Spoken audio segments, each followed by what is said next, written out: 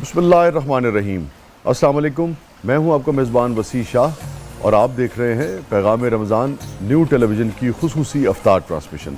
और हमेशा की तरह मेरे साथ मौजूद हैं आयशा एहतशाम साहिबा, जो कि इस वक्त किचन में मौजूद हैं अनम साहिबा के साथ। और हम आयशा बीबी की तरफ भी बढ़ेंगे, अनम बीबी की तरफ भी बढ़ेंगे, चूँकि अनवा व अक़साम के खाने जो हैं वो बनाए जा रहे हैं। मगर आज के दिन की एक अपनी अहमियत है। आज है 10 रमज़ान मुबारक और आज अम्मा खतीजा का यौम विसाल है।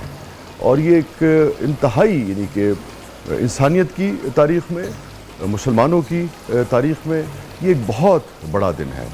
चूँकि अम्मा खतीजा की जो हस्ती है, जो आपकी ज़ात मुबारका है, उसमें सीखने के लिए हर मुसलमान के लिए बेपनाह है। इतना कुछ है कि जो बयान से बाहर है। मर्दों के लिए, बच्चों के लिए, ख़ास तौर पे फिर हमारी ख़वातीन के लिए अम्मा खतीजा की जो शख्सियत है, जो आपकी ज़ात है, जो आपकी हस्ती है, अहलिया की हैसियत से, ख़ुद बहैसियत इंसान, बहैसियत एक ताजिर के, एक यानी कि बिज़नेस वुमन के, फिर मुसलमानों की जिस तरीके से आक़ाए दो जहाँ सरकार दो आलम सल्लल्लाहु अलैहि वसल्लम के साथ उन्होंने गमगुसारी की, तो मुसलमानों पे जो उनका एहसान है वो मुसलमान यानी कि सारी जिसे कहिए कि अज़ल तक उसको अदा नहीं कर पाएंगे।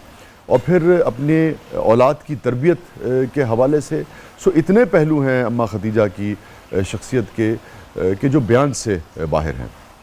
और हमारे साथ उलमाए कराम होंगे, उनसे हम इस मौजू पर बात करेंगे। बहुत ही अहम प्रोग्राम है हमारी खानगी ज़िंदगी के हवाले से, तरबियत के हवाले से। तो आज का प्रोग्राम मैं समझता हूँ कि हमें ख़ुद भी तमाम नाज़रीन को देखना चाहिए, बच्चियों को दिखाना चाहिए, बच्चों को दिखाना चाहिए कि एक ऐसा घराना जो हज़रत जिब्रील ने एक मरतबा आके कहा ना आक़ाए दो जहाँ सरकार दो आलम सल्लल्लाहु अलैहि वसल्लम से कि अम्मा खतीजा को खुशखबरी सुना दें कि आपका घर शोर व गुल से पाक होगा। तो अगर मुसलमान ये चाहते हैं कि उनके घरों में अमन हो, मोहब्बत हो, प्यार हो, एक दूसरे पर लोग फ़िदा होते हों, ईसार की और कुर्बानी की रिवायत हो, और घर जो है वो जन्नत का नमूना पेश करे, तो आज का प्रोग्राम आप ज़रूर देखिएगा। उसके लिए अम्मा खतीजा की सीरत जो है उसको हमें फ़ॉलो करना पड़ेगा कि खूबसूरत घर कैसे तैयार होता है, औरत कैसे एक घर की मालिकन होती है, कैसे गमगुसारी करती है अपने जीवन साथी की। बहुत ही अहम प्रोग्राम है। और मैं एक चीज़ आपसे कहूँ कि यानी कि आपको इससे अंदाज़ा होगा कि अम्मा खतीजा की शख्सियत के हवाले से आक़ाए दो जहाँ सरकार दो आलम सल्लल्लाहु अलैहि वसल्लम किस कदर उनसे मोहब्बत करते थे, किस कदर एहतराम, बाहमी एहतराम का कैसा रिश्ता था कि जब आप इस दुनिया से पर्दा फरमा गई उसके बाद भी सिर्फ़ उनकी जो सहेलियाँ थी, जब घर में, अगर आप जानते हैं कि अहले बैत और आक़ाए दो जहाँ सरकार दो आलम सल्लल्लाहु अलैहि वसल्लम के यहाँ को खानों वगैरह के हवाले से को बहुत फरमानी उस तरह से नहीं होती थी, चूँकि फ़ख्र जो है वो आपका फ़ख्र रहा सारी हयात मुबारका में। तो अगर कोई चीज़ आती थी तो आप उनकी सहेलियों को भेजा करते थे। और अम्मा आयशा ने फरमाया कि मैं रश्क मुझे आता था हमेशा हज़रत खदीजा पर, और आप बहुत बहुत उनका ज़िक्र किया करते थे अपनी अहलिया के पर्दा फरमा जाने के बाद भी। तो ये था वो मकाम अम्मा खतीजा का। और लाज़िम बात है कि ये मकाम जो है ये किरदार से हासिल हुआ करता है, गमगुसारी से, मोहब्बत से हासिल हुआ करता है। और मैं आपको बताता चलूँ कि आज इस इंतहाई अहम मौजू पर गुफ्तगू के लिए हमारे साथ मौजूद हैं सैयद ज़ियाउल्लाह शाह बुखारी साहब। आप किसी तारुफ के मोहताज नहीं हैं। Welcome to the show Shah ji. बहुत ही अहम मौजू है, आगे बढ़कर हम इस पर बात करेंगे। और मेरे पुराने साथी, पुराने दोस्त, हमने तो बहुत इकट्ठे काम किया, बेपनाह शानदार शख्सियत, बेपनाह नात खां फराज भट्ट साहब। और ये जिस खानवादे से इनका ताल्लुक़ है, आज़म चिश्ती साहब के खानवादे से इनका ताल्लुक़ है, वो भी बड़ी हस्ती, बड़े नात गो, बड़े नात खां। और वो फिर मैंने आपसे रिक्वेस्ट करनी है कि वो नात मैंने उनकी ज़रूर सुननी है जो बहुत ही मेरे तो बहुत ही दिल के करीब है, और किस मुसलमान के दिल के करीब नहीं है। तो फराज भट्ट भी हमारे साथ मौजूद हैं। मगर फ़िलहाल ओवर टू आयशा साहिबा और अनम साहब। बहुत शुक्रिया जी। हमारा आज का मौजू तो ज़बरदस्त है ही, और इब्तिदाइया भी आपने जो है वो कमाल दिया है। हज़रत खदीजतुल कुबरा रज़ियल्लाहु ताला अन्हा के हवाले से आज हमने बिल्कुल गुफ्तगू करनी है। लेकिन किचन में मैं इसलिए शाह साहब आ गई हूँ क्योंकि आज यहाँ से जल्दी खुशबुओं का अनवाओ इक़साम की आना शुरू हो गई थी, तो मैंने कहा कि आज बन कुछ मुख्तलिफ रहा है। और यहाँ आकर पता चला कि वाकई कुछ मुख्तलिफ बन रहा है। कुछ पिशावरी चप्पल कबाब टाइप चीज़ बना रही हैं और बड़े खूबसूरत लग रहे हैं और फ्राई होना शुरू हो चुके हैं। अब अनम बताएंगी कि ये रेसिपी क्या है और किस तरीके से बनाया जा सकता है। बड़ी अच्छी टिप्स भी दे रही हैं कि ये मिर्चें तेज़ कर सकती हैं, क्योंकि ये ऐसी डिश है जिसमें खूब मिर्चें अच्छी लगती हैं। जी, इसमें खूब मिर्चें हो सकती हैं। जी, आज जो हम डिश बना रहे हैं जी, सबसे पहले हम बना रहे हैं बीफ के पेशावरी चपली कबाब बना रहे हैं। साथ में हम बना रहे हैं स्ट्रॉबेरी ऑरेंज ड्रिंक बना रहे हैं। और हमारा जो इम्पोर्टेंट آج مین ریسیپی جو ہے وہ ہے سبروسو کی بیسکلی آج میں سموسے فرائی کرنے لگی ہوں. اور آپ کو پتہ ہے کہ جب بھی ہم رمضان کی بات کرتے ہیں تو سب سے پہلے ہمیں مزے دار سے جو کھانوں کی یاد آتی ہے, اور ان میں سب سے پہلے جو ہے ہمیں یاد آتا ہے وہ آتے ہیں جی پکوڑے. پکوڑوں کے ساتھ جی اگر ساتھ میں ٹیبل پہ کچوری اور سموسے بھی رکھ دیے جائیں تو اس کو چار چاند لگ جاتے ہیں. مکمل ہے جی شارٹ سموسوں یا کچوریوں یا پکوڑوں کے بغیر. اور اگر ہم بات کریں تھوڑی سی سبروسو کے بارے میں جی, تو سبروسو کی کوالٹی کے بارے میں اگر بات کریں تو کوالٹی کے اندر جی سب سے بیسٹ ہے یہ. اس کی فیڈ سے لے کر اس کی جو مینوفیکچر, اس کی جو پیکنگ ہوتی ہے تب تک جو ہے سب کچھ بہت آٹومیٹک مشینریز کے ساتھ ہوتا ہے. اور پلس جو ہے آپ کو ایک سب سے جو اچھی بات مجھے بہت اچھی لگتی ہے کہ اس کے اندر جو انگریڈینٹس ہیں وہ بالکل ہر بندے کی ٹیسٹ بڈ پر ہوتے ہیں. پلس جو ہے جو اس کی مینوفیکچر جب ہوتی ہے تو وہاں پہ ہیومن کا آنا بہت کم ہے, زیادہ تر آٹومیٹک مشینری کے ساتھ کام ہوتا ہے. اس کے بعد اگر ہم اس کی کنوینئنس لیول کی بات, اچھا جیسے میں یہاں پہ جب بناتی ہوں تو اس کی کنوینئنس لیول کی اگر بات کریں تو سحر اور افطار کے لیے آپ کے لیے سب سے بیسٹ ہے, چاہے وہ پراٹھے ہوں یا چاہے وہ سموسے یا کچوری ہو. بنانا جو ہے سب کچھ بہت ایزی ہے, جلد از جلد بن جاتا ہے. ہارڈلی 6 سے 7 منٹ میں جو ہے آپ کی چیزیں جو ہے افطار کی اور سحر کی جو ہے وہ ریڈی ہو جاتی ہیں. اس کے بعد جی آپ کو پتہ ہے کہ حال میں ابھی ہی کچوری جو سب سے پہلا فروزن آئٹم ہے چکن کچوری جو کہ سبروسو نے لانچ کیا ہے. آپ کو سب سے بیسٹ بات اس کی پتہ ہے کیا ہے کہ اس کی جو اوپر والی کوٹنگ ہے وہ انتہائی کرسپی ہوتی ہے. اور سب سے اور امپورٹنٹ ایک بات یہ بھی ہے کہ یہ ہائیجین ہے, آپ کے سامنے بنتی ہے. اس کے اندر جو مسالہ جات ہیں وہ بھی آپ کے سامنے ہی اکارڈنگ, مطلب آپ نے اس کو فرائی کرنا ہے, آپ کو پتہ ہے آپ نے کس طرح کے آئل میں اس کو فرائی کیا ہے. آپ اس کو بیک بھی کر سکتے ہیں کچوری کو, آپ اس کو جو ہے وہ فرائی بھی کر سکتے ہیں. دونوں آپشنس جو ہیں آپ کے پاس اویلیبل ہیں, اور اس کو کھا کے جو ہے آپ کی طبیعت بھی جو ہے وہ ہیوی نہیں ہوتی. اور ایک اور خاص بات میں آپ کو بتاؤں کہ سبروسو کی کچوری یا سموسوں کی یا سبروسو کی جو بھی پروڈکٹس ہیں ان کی کیا ہے, وہ شاہ صاحب جس مسئلے کی نشاندہی کرتے ہیں نا کہ بیگم سے لڑائی ہو تو مرچ تیز ہو جاتی ہے, اس میں یہ سیف ہے. یہاں پہ مرچ تیز نہیں ہوتی, اس میں وہ بھی نہیں ہو سکتا. یہاں پہ مرچ تیز نہیں ہوتی, ایک جیسا نمک مرچ رہتا ہے, ہر دفعہ آپ کو وہی ٹیسٹ ملے گا, وہی نمک مرچ کا لیول. میں ان کو سمجھ گیا ہوں, 10 دن میں کام کیا آپ نے ان کے ساتھ. یہ کیا کریں گے, اس میں تھوڑا سا کٹ لگا کے نا مرچیں ڈال کے آپ کو دے دیں گے اگر خفا ہو جائیں آپ سے تو آپ محتاط رہیں ان سے. انہوں نے بالکل جو ہے سبروسو نے اپنا جو ہے سارا کچھ بڑا اچھا سا پیک کیا ہوتا ہے, اس میں مرچیں نہیں جا سکتی. اب ہم آ جاتے ہیں اپنی ذرا دوسری ریسیپی کی طرف جو ہے چپلی کباب, پشاوری چپلی کباب. اس کے لیے جی میں نے بیف کا قیمہ لیا ہے تقریباً 1.5 کلو کے قریب. ڈبل مشین کا قیمہ لینا ہے. اس میں میں نے 150 گرامز جو ہے وہ فیٹ بھی ایڈ کروایا ہے, ٹھیک ہے, تاکہ جو ہے چپلی کباب ہمارے ذرا سافٹ سے اور مزیدار سے بنے. اس کے اندر میں نے انار دانہ ڈالا ہے, سوکھا دھنیا ہے, زیرہ ہے, اس کے اندر اس میں بیسن ڈالا ہے میں نے, تھوڑا سا 1 انڈا میں نے اس کے اندر ایڈ آن کیا ہے, نمک لال مرچ پاؤڈر ڈال کر اچھی طریقے سے. ہری مرچیں بہت پرومیننٹ ہیں اس کے اوپر, ہری مرچیں اور ادرک, جو ثابت ادرک ہوتا ہے, اور پیاز, اس کو میں نے فائنلی جو ہے وہ چاپ کر لیا تھا. اس کے بعد آپ دیکھیں کہ میں آپ کو 1-2 کباب بنا کے دکھاتی ہوں. اب آپ یہ دیکھیں کہ کتنا یہ اسموتھ ہے کہ ہاتھ میں جاتے ساتھ ہی جو ہے یہ شیپ میں آنا شروع ہو جاتا ہے. اگر آپ موٹی مشین سے قیمہ نکلوائیں گے تو اس سے کیا ہوگا کہ آپ کے کباب جو ہے وہ بالکل بھی سافٹ نہیں بنیں گے, وہ ہارڈ سے بنیں گے.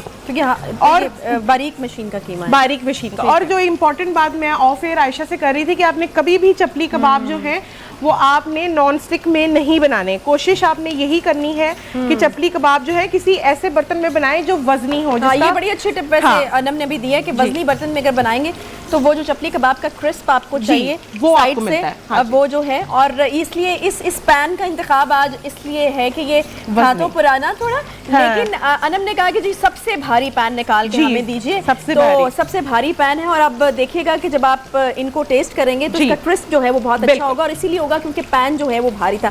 یہاں پر جو ہے وہ چیزیں بن رہی ہیں, ڈرنک بننا بھی باقی, وہ بھی ہم آ کے پوچھ لیں گے کہ کیا بن رہا ہے. لگ تو بڑا ریفریشنگ سا رہا ہے کیونکہ اسٹرابریز اور میرے خیال میں اورنج بنا رہی ہیں. واپس آئیں گے, ایک چھوٹا سا بریک لیتے ہیں, بریک کے بعد واپس آتے ہیں ساتھ ہی. بریک کے بعد ایک بار پھر سے آپ کو خوش آمدید کہتے ہیں جی. پیغام رمضان نیوز کی اسپیشل افطار ٹرانسمیشن کا سلسلہ جاری ہے, اور ہمارا بڑا ہی خاص سیگمنٹ جی انداز بیان, جس میں ہمارے پاس کچھ کنٹسٹنٹس آتے ہیں, ایک موضوع ہوتا ہے اور اس کے اوپر خیالات کا اظہار جو ہے وہ کیا جاتا ہے. بہرحال آج دن کی مناسبت سے حضرت خدیجۃ الکبریٰ رضی اللہ تعالیٰ عنہا آج کا ہمارا موضوع ہے. کنٹسٹنٹس جو ہیں وہ ہمارے ساتھ موجود ہیں, جو جج صاحبان ہیں وہ بھی موجود ہیں, ضیاء اللہ شاہ بخاری صاحب اور وسیع شاہ صاحب جو ہے وہ منصف کے فرائض سر انجام دیں گے. तीन कंटेस्टेंट्स यूजुअली जो है वो हमारे यहाँ होते हैं इस सेगमेंट में, लेकिन आज हुआ ये है कि एक कंटेस्टेंट जो है वो रात तक तो राब्ते में थे हमारे साथ, लेकिन उसके बाद से जो है वो राब्ता अचानक जो है उन्होंने ख़त्म कर दिया, फ़ोन उठाना बंद कर दिया, और उसके बाद जो है वो आज मुकाबले में भी जो है वो मौजूद नहीं हैं।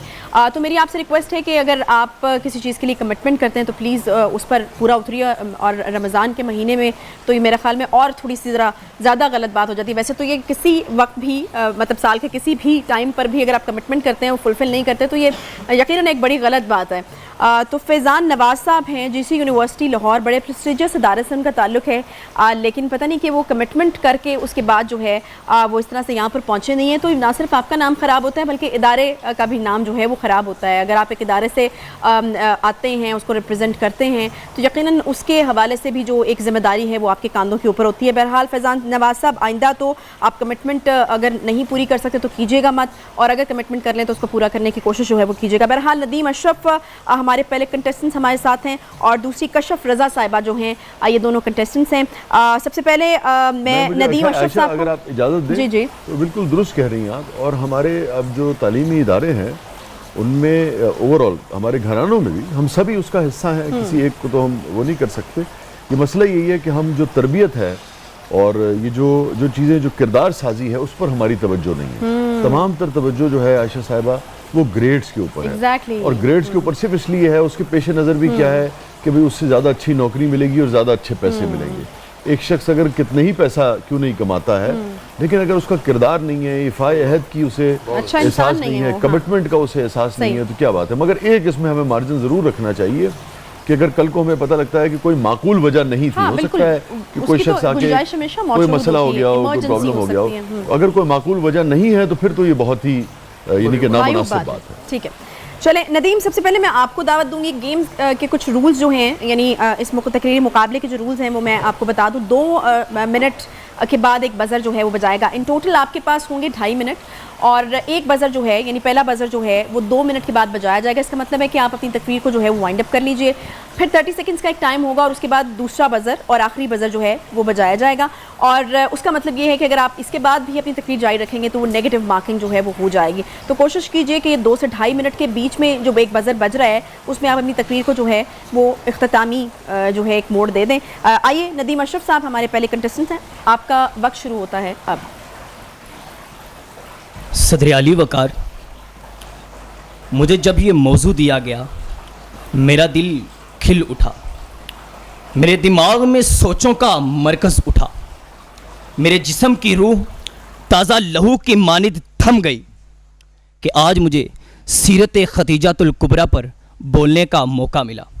आलिम वकार, वो मुशरिकों का माशरा कि जो आप सल्लल्लाहु अलैहि वसल्लम को सादिक और अमीन कहते, खतीजा को ताहिरा पुकारते, वो ऐसे लोगों के मुंह से खुद को ताहिरा बुलवाए उसे बतूल की माँ कहते हैं। अली वकार, जिस दौर में औरतों को रुस्वा किया जाता, उस दौर में एक अजीम ताजर अपनी बेटी को अपनी तिजारत का सारा सामान सौंप देता है, और बेटी भी इस बात का सबूत देती है कि बेटियां भी किसी से कम नहीं।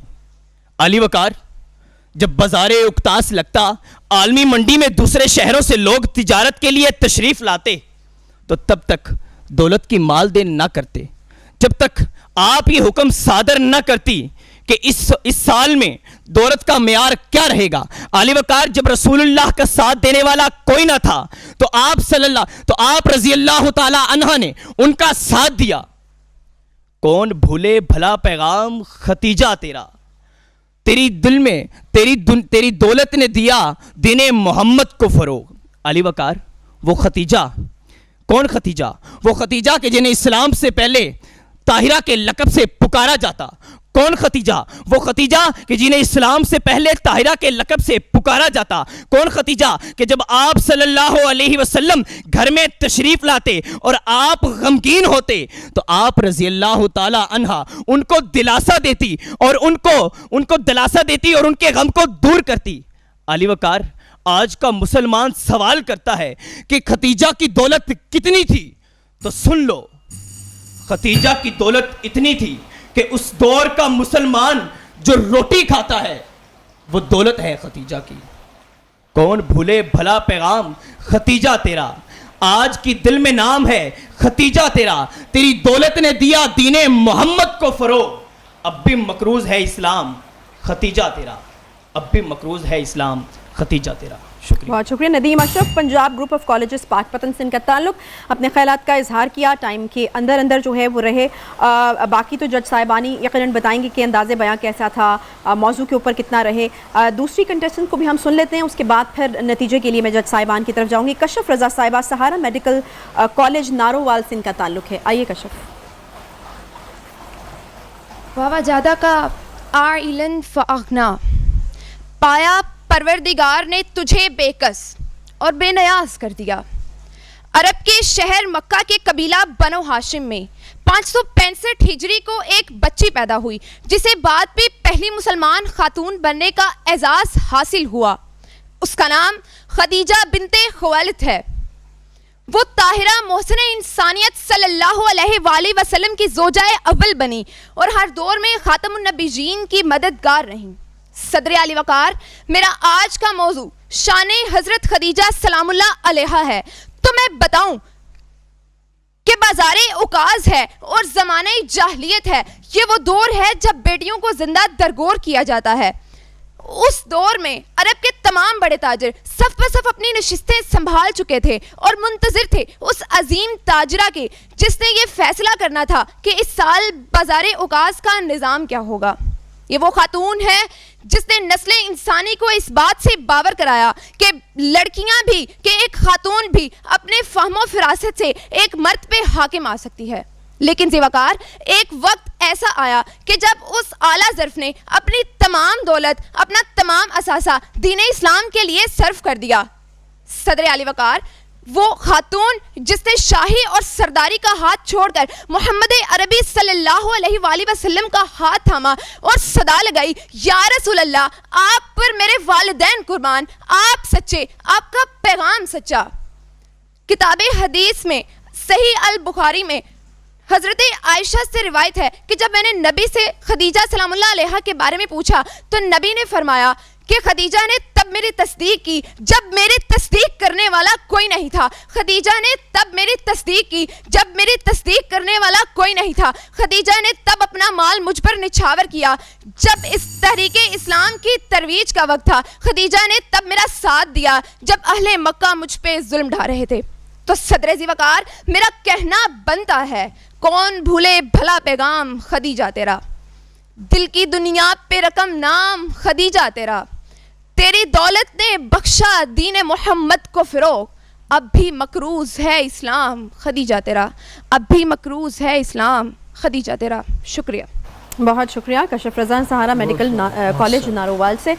दोनों जज साहिबान जो हैं वो नतीजा मुकम्मल कर चुके हैं अपना अपना, लेकिन यकीनन हमें एक मुत्तफ़क़ा नतीजे की ज़रूरत होती है किसी भी कंटेस्टेंट्स के हवाले से फैसला करने के लिए कि कौन अव्वल है और कौन जो है वो दोनों दर्जे पे। मेरे ख्याल में जज साहिबान अपना फैसला कर चुके हैं। सबसे पहले बुखारी साहब आप बता दीजिए, और फिर मेरे ख्याल में मुत्तफ़क़ा नतीजा है ये शाह साहब जी।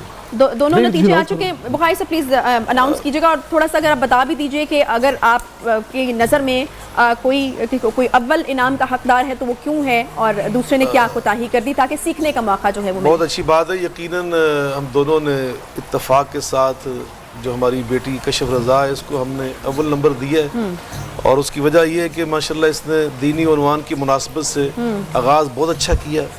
कुरान मजीद फुरकान हमीद की आया मुबारक उससे इस्तदलाल किया, और फिर हक़ाइक़ और दलाइल के साथ अपनी गुफ्तगू को मुज़य्यन किया, और ख़ास तौर पर नबी करीम अलैहिस्सलाम को जब भी ज़िक्र खैर किया दुरूशी पढ़ा, बड़े आदाब को मलहूज़ रखा।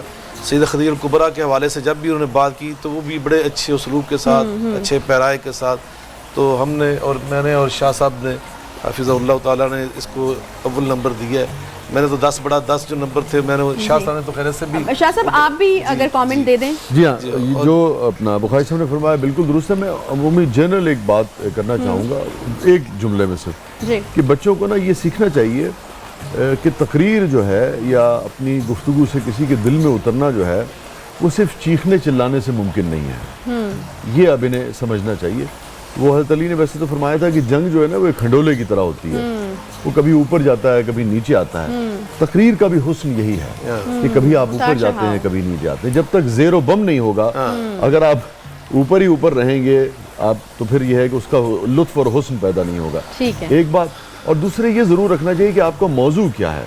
अगर आपका मौजू यानी कि खदीजतुल कुबरा रज़ियल्लाहु ताला अन्हा जैसी हस्ती हैं, तो फिर आपकी गुफ्तगू में भी एक शाइस्तगी और हलावत जो है वो उस हस्ती की शायान शान बहुत ज़बरदस्त किस्म का टिप है कि और यहाँ मौजू एक जुमला की मुनासिबत से आपका लहजा भी होना शाह चाहिए। जी की तायद करते हुए मैं एक बात कहना चाहता हूँ। ख़ास तौर पे आज दिन था हाँ उनकी दुनिया से तशरीफ़ ले जाने का, जी जी तो उस हवाले से नबी पाक ने इसको आमुल हुज़न करार दिया था। जी हाँ। हमारे लहजे में वो गमनाक उसलूब होना चाहिए, ना कि इस तरह का कि जो बिल्कुल ही उस हुज़न के और मलाल के जो जज्बात उससे आरी नज़र आना चाहिए। तो बर क्या दोनों ने बहुत अच्छी कोशिश की, ठीक। हमारे बेटे नदीम अशरफ ने बहुत अच्छी कोशिश की, और इंशाअल्लाह रहमान सीखने का ये मौका है। और मैं सिर्फ एक जुमला कह दूं, ये मैंने आज के बच्चों के हवाले से बात नहीं की, ये 10 दिन में और वैसे कॉलेजेस में तो भी यानी जाने का final इत्तेफाक जो- होता ठीक है, है। ये ठीक है। जनरल मैंने हाँ, बात वो की, ये general अमूमन बात एक है। बच्चों का ये एक इशू है। हाँ बिल्कुल। बाकी जो लोगों ने अभी इस कंपटीशन में हिस्सा लेना, उनको भी यकीनन इन टिप्स जी के हाँ। ऊपर जो है वो गौर करना चाहिए। बहरहाल अब दोबारा से अनाउंस कर दीजिए बुखारी साहब, ताकि मैं बुला लूँ आगे। जी यकीनन ये हमारी जो बेटी है इसका नाम कशफ रज़ा, कशफ रज़ा। इसको हमने वो पूरे नंबर वो दिए हैं। जी आ जाए प्लीज़ कशफ, भाई साहब आइए। आ जाइए बुखारी साहब।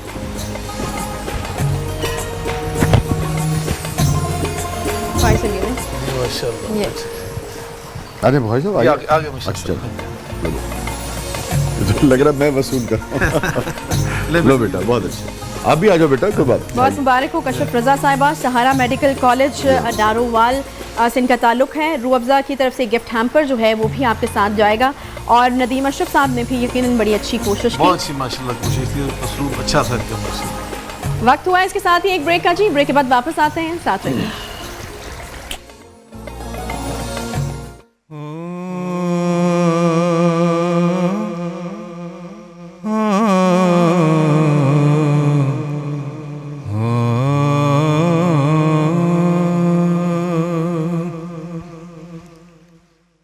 इलाहे हमद से आजिज़ है ये सारा जहां तेरा।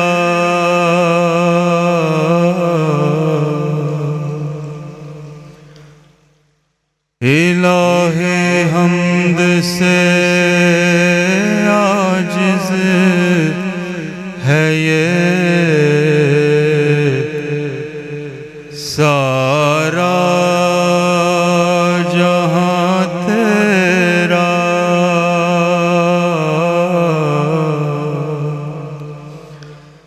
जहां वालों से क्यों कर हो सके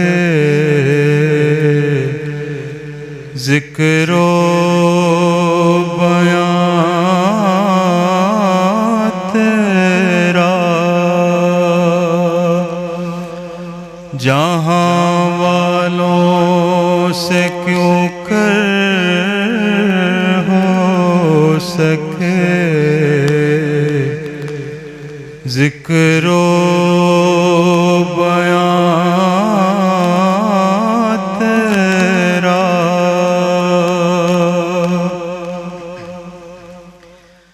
ज़मीनो आसमां के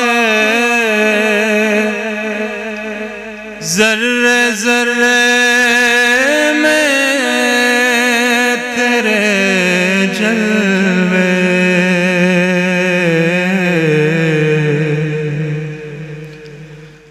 ज़मीनो आसमां के ज़र्रे ज़र्रे में तेरे जलवे।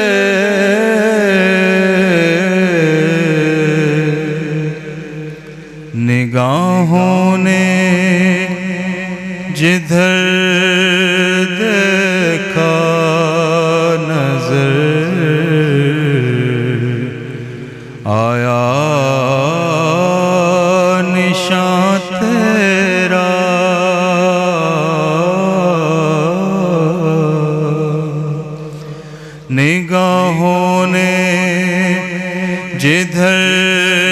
देखा नजर आया निशान तेरा, ठिकाना हर जगह तेरा समझते हैं जहां वाले, ठिकाना हर जगह तेरा समझते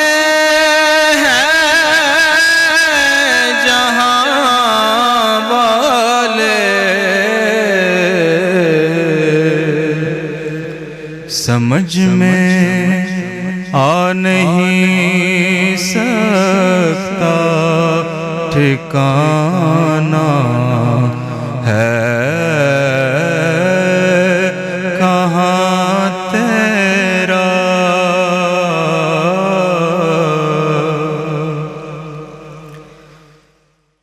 जहाने रंगो बू की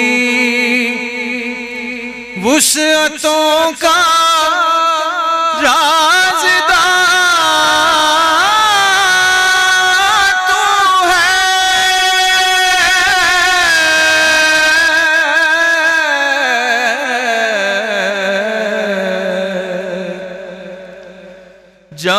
जहाने रंगो बू की वुसअतों का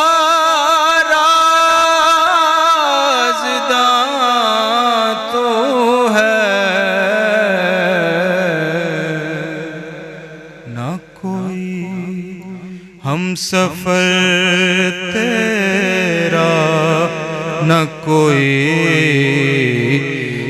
कारवां तेरा। इलाही हमद से आजिज़ है ये सारा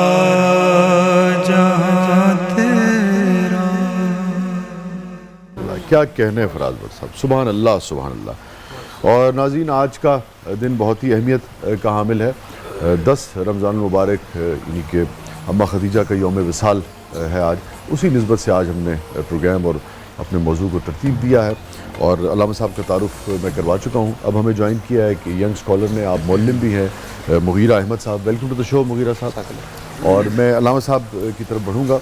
अल्लामा साहब, वही बात के मुख्तलिफ अदवार हैं अम्मा खदीजा की हयात मुबारका के, मगर मैं चाहूँगा कि कुछ तस्करा यानी कि आक़ाए दो जहाँ सरकार दो आलम सल्लल्लाहु अलैहि वसल्लम की जब आपने यानी कि आपकी जब शोहरत सुनी सादिक व अमीन के तौर पे, और जब उन्होंने आपको अपना कारोबार की पेशकश की, उससे पहले की जो आपकी हयात मुबारका है, उस हयात मुबारका में भी आप ताहिरा कहलाती थी। मैं चाहूँगा वहाँ से हम शुरू करते हैं, फिर आक़ाए दो जहाँ सरकार दो आलम सल्लल्लाहु अलैहि वसल्लम से जो शाम का सफ़र, और फिर आगे इस तरह।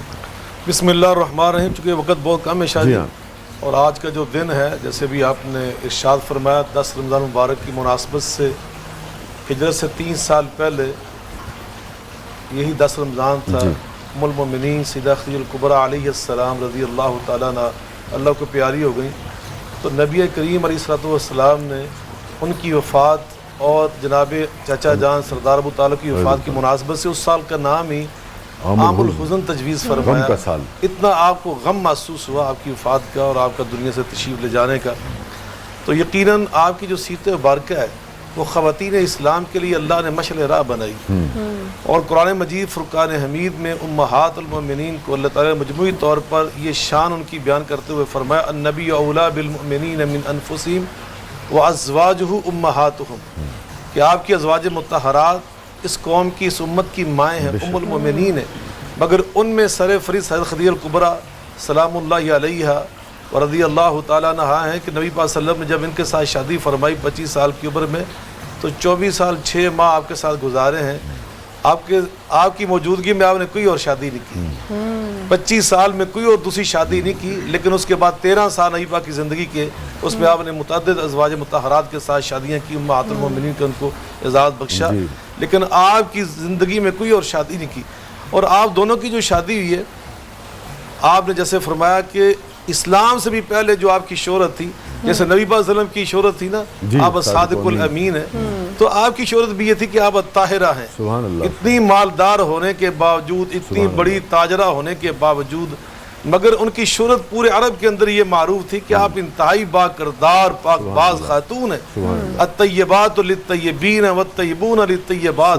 تو اللہ تعالیٰ نے تو پسند کیا نبی پاک صلی اللہ علیہ وسلم کے لیے سب سے پہلے جو شریک زندگی, تو وہ کون ہے؟ حضرت خدیجہ الکبریٰ ہے. اور کس بنیاد پہ دوسرے کو پسند کیا, جو بھی آپ نے اشارہ کیا شاہ جی, وہ یہی کہ نبی پاک صلی اللہ علیہ وسلم نے خود فرمایا اذا آتاکم من ترضون دینہ وخلقہ فزوجوہ فَإِن لَمْ تَفْعَلُوا فَتَكُنْ فِتْنَةٌ فِي الْأَرْضِ فَسَادٌ عَرِيضٌ. جب تم کسی لڑکے کو دیکھو نا کہ اس کا اخلاق اچھا ہے, اس کی شہرت اچھی ہے, تو اپنی بہنوں بیٹیوں کے نکاح ان کے ساتھ کیا کرو.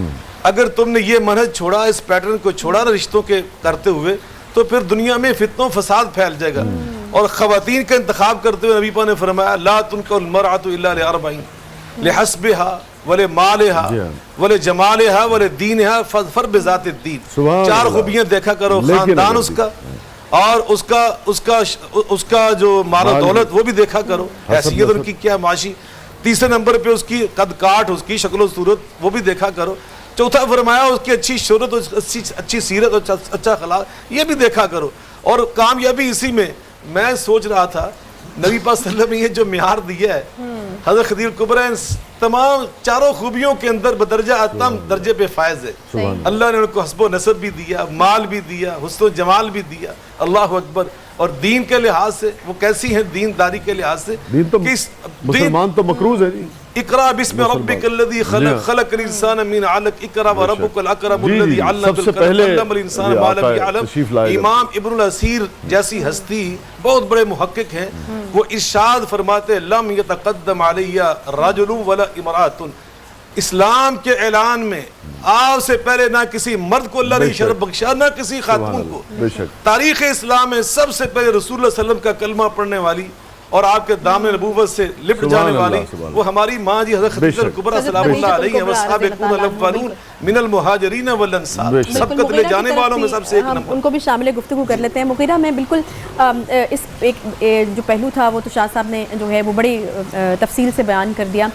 اسلام کی ترویج میں, اسلام کے پھیلاؤ میں حضرت خدیجہ الکبریٰ رضی اللہ تعالیٰ عنہ کا جو کردار تھا, اس کے اوپر میں بات کرنا چاہوں گی آپ سے. ایک تو ان کی دولت کے حوالے سے کہا جاتا ہے کہ وہ دولت تھی جس کو پھر اسلام کے پھیلاؤ کے لیے جو ہے دین محمدی اس دولت سے پھیلا, یہ بھی کہا جاتا ہے.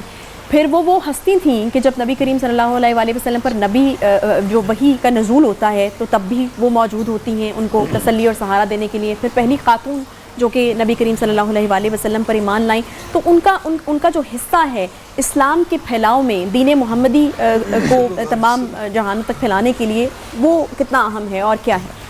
جزاک اللہ خیر. اچھا, میں تھوڑا سا ایک پرسپیکٹیو آپ کے سامنے پیش کرنا چاہتا ہوں. آئی تھنک یہ پرسپیکٹیو عام طور پہ لوگوں کے ذہن میں سوال آتا ہے نا, میرے ذہن میں بھی یہ سوال آیا.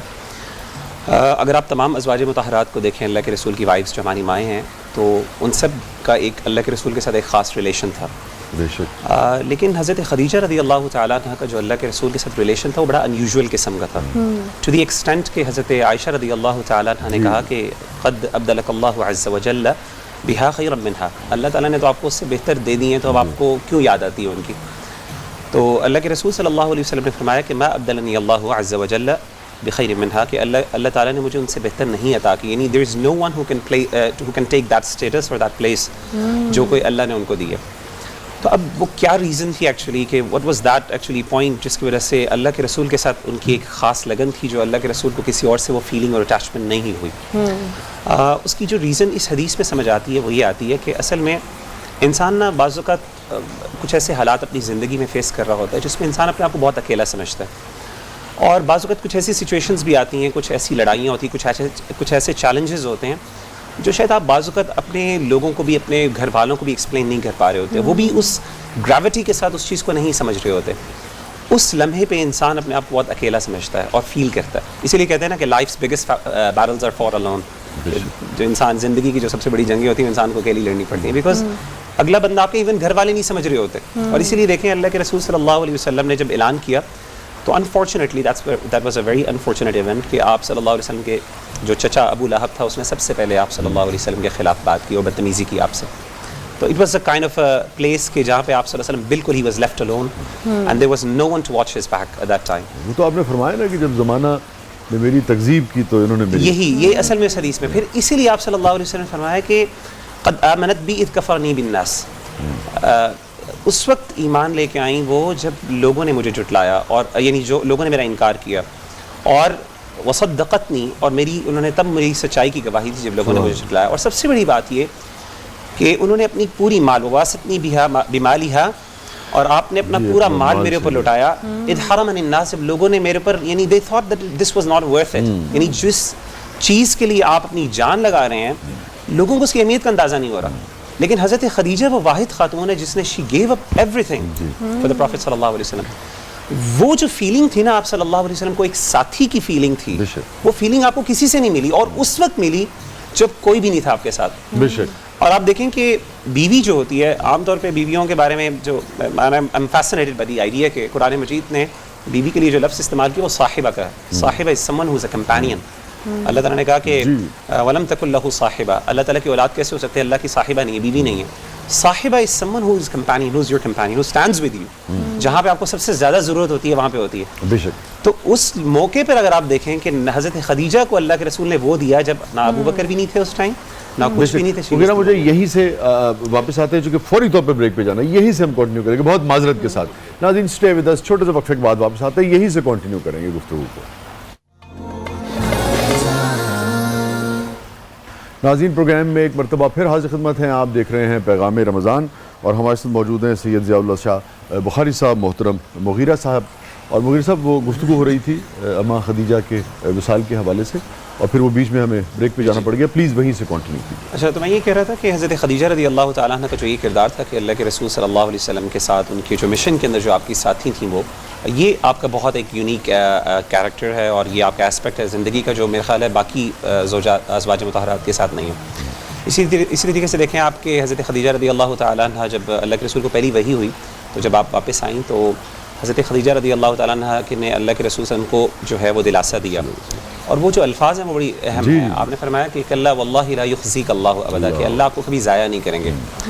اور حضرت خدیجہ نے کیا کیا کہ, اور یہ وہ دیکھیے وہ جو آپ نے تفصیل بیان فرمائی ہے, اگر آپ نے دیکھیے تو وہ جو اس رفاقت میں جو کچھ آپ کی رائے تھی عقائد و جہاں سرکار دو صلی اللہ علیہ وسلم کے بارے میں, وہ لازمی بات ہے کہ وہ کردار کی وجہ سے تھی. میں تو یہ سمجھتا ہوں کہ وہ پہلی نعت آپ بالکل ایسے جو توصیف آپ نے بیان فرمائی ہے, اصل میں اتنی فراست تھی آپ کی اور اتنی سمجھداری تھی کہ امام ابن قیم رحمہ اللہ کہتے ہیں کہ اصل میں یہ جو انہوں نے کیا نا, کہ انہوں نے کیا کیا کہ اللہ کے رسول صلی اللہ علیہ وسلم بیٹھے بیٹھے پوری 40 سالہ زندگی کا نقشہ کھینچا 5 یا 6 یا 7 صفات میں. انہوں نے کہا کہ اللہ تعالیٰ آپ کو کبھی ضائع نہیں کریں گے کیونکہ آپ کے اندر یہ 1 2 3 4 5 کیریکٹرسٹکس ہیں. صلہ رحمی کرتے ہیں, آپ صلہ رحمی کرتے ہیں, اور یہ اور پھر ایک میں حدیث میں 6 کا بھی ذکر ہے, 7 کا بھی ذکر ہے. تو یعنی اتنی فراست تھی کہ آپ کی نظر کے مطابق جس بندے کے اندر یہ کوالٹیز ہوں دنیا کے اندر وہ بندہ کبھی ناکام نہیں ہو سکتا, اللہ تعالیٰ کبھی اس کو ضائع نہیں کریں گے. تو اسی بنیاد پر امام ابن قیم رحمہ اللہ تعالیٰ نے کہا نا کہ ان کو اللہ نے یہ مقام دیا اس عقل اور اس فراست کی وجہ سے, سمجھداری کی وجہ سے, کہ اللہ نے ان پہ سلام بھیجا. یہ کسی جو ازواج مطہرات میں کسی کو اللہ نے سلام نہیں بھیجا. بخاری کے حدیث ہے کہ حضرت جبریل آئے, انہوں نے کہا کہ اقرأ علیہ السلام, وہ کھانا لے کے آ رہی ہے تو میرا سلام ان کو دیجئے اور اللہ کا بھی سلام دیجئے. اور ایک اور خاص بات جو اس میں کہا, وبشرها ببیت فی الجنہ, اور جنت میں ایک ایسے محل اور ایسے گھر کی بشارت دیجئے, خوشخبری دیجئے جو کہ موتی کا بنا ہوا ہے. اور اس کی خاص بات یہ ہے اس کے اندر نہ کوئی شور ہوگا اور نہ کوئی دقت ہوگی. شور کیوں نہیں ہوگا؟ امام ابن کثیر رحمہ اللہ تعالیٰ فرماتے ہیں, وہ کہتے ہیں کہ اصل میں شور نہ ہونے کی اس وجہ سے یہ وجہ تھی اس کی, یعنی علماء نے توجیحات بیان کی. ایک ریزن یہ ہے کہ حضرت خدیجہ نے کبھی اپنی زندگی میں اللہ کے رسول صلی اللہ علیہ وسلم سے اونچی آواز میں بات نہیں کی. حالانکہ آپ دیکھیں کہ اللہ کے رسول صلی اللہ علیہ وسلم سے ہلکی آواز میں بات کرنے کا جو حکم آیا یہ مدینہ میں آیا تھا, وہ سورہ حجرات میں اللہ نے مینشن کیا جو مدنی سورہ ہے. اس سے پہلے اب تربیت بھی ایسا اللہ کے رسول نے کوئی نبوی تربیت تو نہیں کی, لیکن اتنی محبت, اور حالانکہ آپ کا جو سوشل سٹیٹس اور وہ سارا کچھ ہے, خواتین بیوی ہو کے کبھی ایسا موقع ہی نہیں آیا. کیسے سردار اس وقت آپ سے ان کی خواہش تھی کہ بھئی اور دوسری بات انہوں نے یہ کہی کہ جو مشکل نہیں ہے کہ حضرت اللہ کے رسول یہ واحد بیوی ہیں، پوری تاریخ اٹھا کے دیکھ لیں، احادیث اٹھا کے دیکھ لیں کہ اللہ کے رسول کو کبھی زندگی میں ان سے کوئی ایک بھی شکایت نہیں ہوئی. باقی ازواج مطہرات سے کچھ شکایات چھوٹی موٹی ہوئی ہیں. سب ہماری تو سب مائیں ہیں جی، جی بالکل. میں اس میں ایڈ تو کہنے کا مطلب ہے کہ شاید یہی وجہ ہے کہ حضرت عائشہ صدیقہ رضی اللہ تعالیٰ عنہا جو ہیں وہ یہ فرمایا کرتی تھیں کہ زواج مطہرات اور بھی تھیں، لیکن حضرت عائشہ رضی اللہ تعالیٰ عنہا یہ کہا کرتی تھیں کہ ایک جن پر میں رشک کرتی ہوں، حالانکہ ان کو بڑی لاڈلی بیوی کہا جاتا تھا حضرت عائشہ صدیقہ رضی اللہ تعالیٰ عنہ کو، لیکن وہ کہتی ہیں کہ ایک جن پر میں رشک کرتی ہوں حضرت خدیجۃ الکبریٰ رضی اللہ تعالیٰ عنہ. بے شک، شاید یہی وجوہات. بے شک بے شک بے شک. ہر جتنی ہماری مائیں ہیں سب کا اپنا اپنا مقام ہے. آپ کی چونکہ رفاقت بھی بہت طویل ہے، مگر اماں خدیجہ جیسا تو اب یعنی کہ کیا، یعنی کہ آپ سے کہیے کہ آپ بس بیان کرتے چلے جائیں اور آپ سنتے چلے جائیں ان کے اوصاف.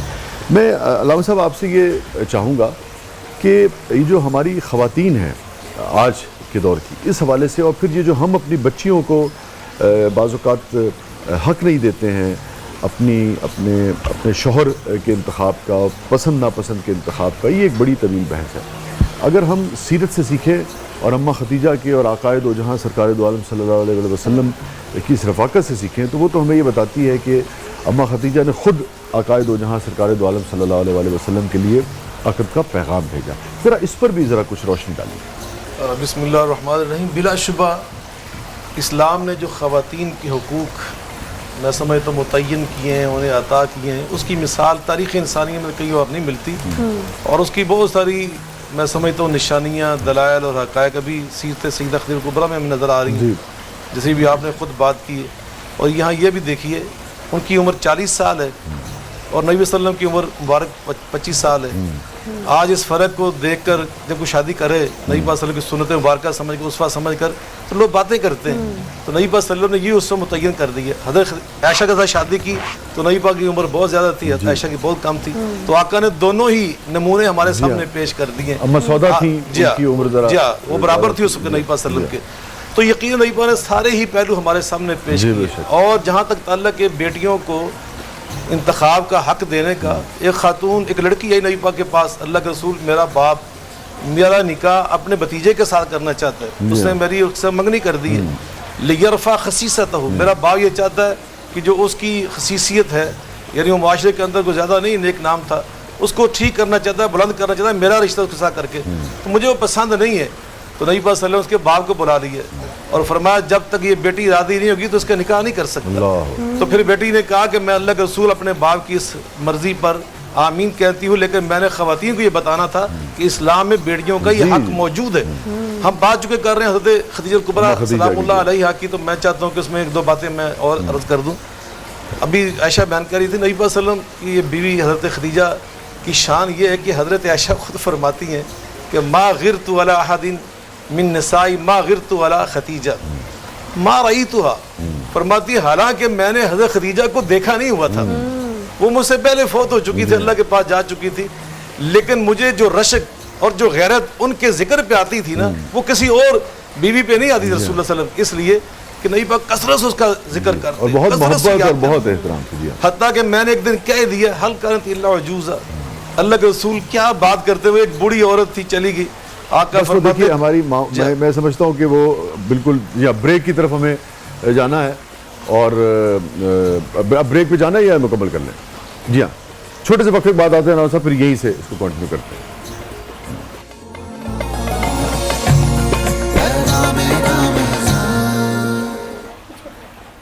پھر سے خوش آمدید کہتے ہیں آپ کو جی. افطار ٹرانسمیشن نیو نیوز کی پیغام رمضان اور ہمارا سب سے فیوریٹ سیگمنٹ، جی ہاں جی، آؤ بچوں سنو کہانی. پہنچ چکے ہیں ہمارے پاس سارے بچے کہانی سننے کے لیے. تو جی السلام علیکم. ویری گڈ، سب بچوں نے جواب دیا، اس کا مطلب ہے سب کو پتہ ہے کہ سلام کا جواب دینا چاہیے. چلیں جی کہانی کی طرف آ جاتے ہیں، کیونکہ ٹائم ہمارے پاس کم ہے. تو ہم نے کہانی آج جو سننی ہے وہ ہے حضرت یوسف علیہ السلام کی کہانی. آپ کو پتہ ہے آپ نے پہلے یہ کہانی سنی بھی ہے؟ چلو نہیں سنی تو میں آج آپ کو سناتی ہوں. اچھا، ایسا تھا کہ حضرت یوسف علیہ السلام جو تھے ان کے کافی سارے سوتیلے بھائی تو تھے، لیکن ایک ان کے جو ماں کی جانب سے ایک بھائی تھے، ان کا نام بنیامین تھا. تو یہ جو دونوں بھائی تھے چونکہ ان کی والدہ کا انتقال ہو گیا تھا تو ان کے جو والد تھے حضرت یعقوب علیہ السلام وہ ان دونوں سے بہت زیادہ پیار کیا کرتے تھے. ان کو لگتا تھا کہ ان کی والدہ کی چونکہ وفات ہو چکی ہے تو ان کو میری زیادہ محبت اور زیادہ توجہ کی جو ہے وہ ضرورت ہے. اچھا اب ہوتا کیا ہے کہ جب وہ زیادہ پیار کرتے ہیں ان دونوں بھائیوں سے تو ان کے جو باقی بیٹے تھے وہ ان سے حسد کرنا شروع ہو جاتے ہیں, وہ ان سے جیلس ہونا شروع ہو جاتے ہیں اور وہ گلا کرتے ہیں کہ آپ جو ہیں وہ ہم سے زیادہ پیار نہیں کرتے اور آپ جو ہیں وہ حضرت یوسف علیہ السلام اور بنیامین سے زیادہ پیار کرتے ہیں. ایک رات یہ ہوتا ہے کہ حضرت یوسف علیہ السلام ایک خواب دیکھتے ہیں اور وہ خواب کچھ اس طرح سے ہوتا ہے کہ چاند, سورج اور 11 ستارے ان کو سجدہ کر رہے ہیں. وہ صبح اٹھتے ہیں, تھوڑے پریشان ہوتے ہیں, تھوڑے حیران ہوتے ہیں, لیکن وہ اپنے والد صاحب کے پاس جاتے ہیں, حضرت یعقوب علیہ السلام کے پاس, اور ان کو جا کر یہ کہتے ہیں کہ مجھے یہ خواب آیا ہے.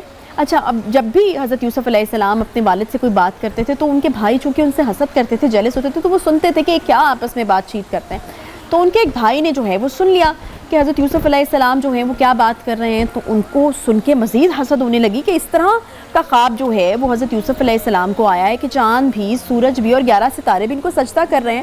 ان کے دل میں خیال آیا کہ کہیں ان کے جو دادا تھے حضرت اسحاق علیہ السلام ان کا جو کمر بند ہے جس کے بارے میں یہ کہا گیا کہ وہ جنت سے جو ہے وہ آیا تھا وہ حضرت یوسف علیہ السلام کو ورثے میں نہ مل جائے. تو وہ کیا کرتے ہیں کہ وہ ایک پلان کرتے ہیں کہ کیا ہی اچھا ہو کہ حضرت یوسف علیہ السلام جو ہیں وہ رہیں ہی نہ, تو اس کے بعد تو پھر بابا جو ہیں وہ ہم سے ہی پیار کیا کریں گے. تو انہوں نے ویسے کافی بار جو ہے وہ اپنے بابا کو اس چیز پر منانے کی کوشش کی کہ ہم جب بکریاں چرانے جاتے ہیں تو حضرت یوسف علیہ السلام کو ہمارے ساتھ جو ہے وہ بھیج دیا کریں, لیکن ان کے بابا جو ہیں وہ حضرت یوسف علیہ السلام سے چونکہ ایک تو پیار بھی بہت کرتے تھے اور دوسرا ان کو لے کر ذرا وہ اس خوف میں مبتلا تھے کہ کہیں ان کو بھیڑیا نہ کھا جائے, تو وہ ہمیشہ ان کو منع کر دیا کرتے تھے.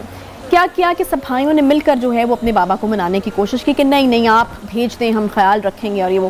تو وہ اس طرح کر کے حضرت یوسف علیہ السلام کو جو ہے وہ اپنے ساتھ لے جاتے ہیں, لیکن ان کا جو ارادہ ہوتا ہے وہ نیک نہیں ہوتا. وہ یہ کہتے ہیں کہ حضرت یوسف علیہ السلام کو لے کے جائیں گے, ان کو ہم قتل کر دیں گے اور اس کے بعد بابا کو آ کے کوئی بھی کہانی جو ہے وہ سنا دیں گے. اچھا جب وہ لے کے جاتے ہیں حضرت یوسف علیہ السلام کو تو وہاں پر ایک کنواں ہوتا ہے. سارے بھائی مل کے کیا کرتے ہیں کہ وہ ان کو اس کنویں میں پھینک دیتے ہیں حضرت یوسف علیہ السلام کو.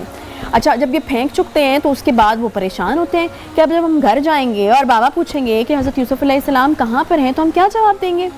پھر ان کے ذہن میں خیال آتا ہے کہ ہم ایک کہانی بنائیں گے. ہم کہانی یہ بنائیں گے کہ کیونکہ بابا ڈرا کرتے تھے کہ حضرت یوسف علیہ السلام ساتھ جائیں گے تو بھیڑیا ان کو کھا جائے گا, تو ہم یہی کہتے ہیں کہ حضرت یوسف علیہ السلام کو جو ہے وہ بھیڑیا کھا گیا ہے. تو دوسری طرف جب حضرت یوسف علیہ السلام اندر کنویں کے گرتے ہیں تو اللہ تعالیٰ کی طرف سے ان کو پیغام پہنچا دیا جاتا ہے کہ آپ بالکل مت گھبرائیں, ہم آپ کے ساتھ ہیں اور آپ کے یہ جو بھائی ہیں آپ کو موقع دیا جائے گا کہ آپ ان کے سامنے جو ہے ان کی حقیقت کو بیان کریں. اچھا پھر کیا ہوتا ہے کہ ان میں سے ایک جو بھائی ہوتا ہے نا اس کو تھوڑا ذرا خیال آتا ہے اپنے بھائی کا, تو کیا کرتے ہیں کہ وہاں سے ایک قافلہ گزر رہا ہوتا ہے تو حضرت یوسف علیہ السلام کو وہ کنویں سے نکالتے ہیں اور اس قافلے کے ساتھ روانہ کر دیتے ہیں اور قافلے والوں کو کہتے ہیں کہ ٹھیک ہے آپ اس کو لے جائیں, آپ جس طرح مرضی اس کو رکھیں اور بس ہمیں تھوڑے سے پیسے دے دیں. تو اس طرح وہ واپس چل دیتے ہیں. جب وہ گھر جاتے ہیں تو اپنے بابا کو وہ یہ سٹوری سناتے ہیں اور ان کے بابا جو ہیں وہ اتنے افسردہ ہوتے ہیں اور وہ جو ہے وہ زار و قطار رونا شروع جو ہے وہ ہو جاتے ہیں حضرت یعقوب علیہ السلام. اچھا اس کے بعد کیا ہوتا ہے کہ جو حضرت یوسف علیہ السلام ہیں وہ جو ہیں وہ چلے جاتے ہیں ان قافلے والوں کے ساتھ. پھر کتنا عرصہ گزر جاتا ہے, تقریباً 30 سال کا عرصہ گزرتا ہے اور قحط پڑ جاتا ہے اس علاقے میں جہاں پر حضرت یوسف علیہ السلام کے بھائی ہوتے ہیں. تو قحط سے 2-4 جو بھائی ہیں جب مصر پہنچتے ہیں تو وہاں پر ایک حاکم ہوتا ہے جس کو عزیر سیف کہا جاتا ہے, اور آپ کو پتہ ہے کہ وہ کون ہوتا ہے, وہ حضرت یوسف علیہ السلام ہوتے ہیں. اور وہ انہیں شاہی محل میں بلاتے ہیں اور اپنی شناخت بتائے بغیر ان کو خوب تواضع کرتے ہیں, کھانا کھلاتے ہیں, آؤ بھگت کرتے ہیں.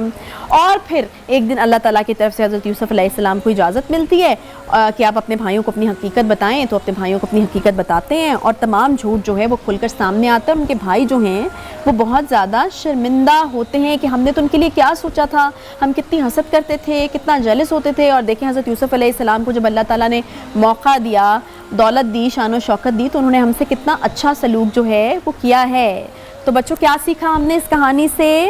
ہم نے یہ سیکھا کہ نہ تو ہمیں کسی سے حسد کرنی چاہیے, نہ ہی ہمیں جھوٹ بولنا چاہیے, بلکہ ہمیں دوسروں کی کامیابی اور خوشی میں خوش ہونا چاہیے, ہمیں سچ بولنا چاہیے, کیونکہ اللہ نے حسد کرنے والے اور جھوٹ بولنے والوں کو سخت ناپسند فرمایا ہے. جی شاہ صاحب, ہم بڑوں نے بھی کچھ سیکھا اس کہانی سے؟ جی بالکل سیکھا, اور چونکہ وقت بہت کم ہے تو میں چاہ رہا تھا کہ شاہ صاحب کو ہم ریکویسٹ کریں کہ بالکل اختتامی کلمات خدیجہ کے یوم وصال کے حوالے سے فرما دیں, پھر ہم بٹ صاحب سے کوئی ناز سن لیں اس حوالے سے. بالکل آخر میں کوئی آپ جو بھی کرکس ہے اس دن کے حوالے سے آپ ضرور میں چاہوں گا. دیکھیں سیدہ خدیجہ کبریٰ سلام اللہ علیہ نبی پاک صلی اللہ علیہ وسلم کی ان کے ساتھ جو وفات تھی نا, اس کو خود حضرت عائشہ رضی اللہ تعالیٰ نے بیان فرمایا ہے کہ ربما کان یذبح شاۃ ویقطع اذان ویرسل الی صدائق خدیجہ, کہ نبی پاک صلی اللہ علیہ وسلم اکثر و بیشتر بکرے ذبح کرتے, ان کے پیس بناتے اور حضرت خدیجہ کی سہیلیوں کے پاس بھیجتے. سبحان اللہ. ایک دن میرے گھر میں تشریف فرما تھے کہ اچانک آپ کو اندازہ ہوا کہ حضرت خدیجہ کی آواز آئی ہے دروازے پر, جلدی سے اٹھ کر بیٹھ گئے تو وہ حضرت خدیجہ کی بہن حضرت حالہ بنت خویلد تھی. تو آپ فرماتے ہیں اللہ میں تیری شان پہ راضی ہوں کہ حالہ آئی ہیں, میری بہن آئی ہیں. تو یقین نبی صلی اللہ علیہ وسلم کی وفات کا حال یہ تھا کہ حضرت زینب آپ کی صاحبزادی, ان کے میاں جو تھے ان کے خاوند ابو العاص, وہ ابھی اس وقت اسلام انہوں نے قبول نہیں کیا تھا, تو غزوہ بدر کے قیدیوں میں وہ بھی آ گئے. جب فدیہ منگوایا گیا سب قیدیوں کا تو ابو العاص نے کی طرف سے بھی آیا, تو نبی پاک صلی اللہ علیہ وسلم فدیہ کا مال دیکھ رہے تھے, اچانک آپ کی نظر ہار پہ پڑی جو حضرت زینب نے بھیجا تھا, اور حضرت زینب کا یہ ہار وہ تھا جو حضرت ماں جی سیدہ خدیجہ نے ان کو شادی کے موقع پر دیا تھا. نبی پاک نے ہار پکڑ لیا اور آنکھوں میں اس میں ایک نقطہ ہے کہ آپ نے کیا فرمایا, آپ نے کہا اگر آپ لوگ چاہیں یہ دیکھیں, اب اس میں بہت نہیں ہے ورنہ ہم اس نقطے پر بھی بات کریں, لیکن آپ مکمل کیجئے. نبی پاک صلی اللہ علیہ وسلم نے صحابہ سے اجازت مانگی جی اگر آپ مجھے اجازت سبحان اللہ قربان جاؤں آپ کی شان پر. سبحان اللہ. آپ سپہ سالار اعظم بھی ہیں, والی مدینہ بھی ہیں, اور وقت کے کائنات کے پیغمبر بھی ہیں. سبحان اللہ. اس پر ہم بات کریں گے, پورا پروگرام کریں گے. جزاک اللہ, بہت جزاک اللہ. فراز بٹ صاحب پروگرام کے اختتام.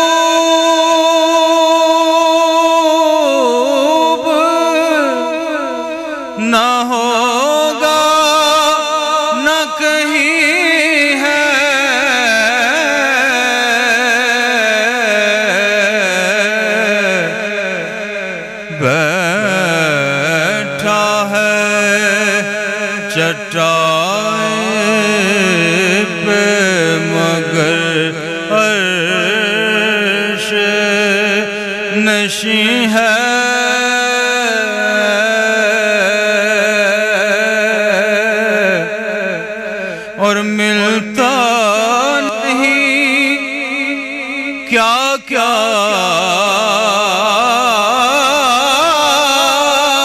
دو جہاں کو تیرے در سے ملتا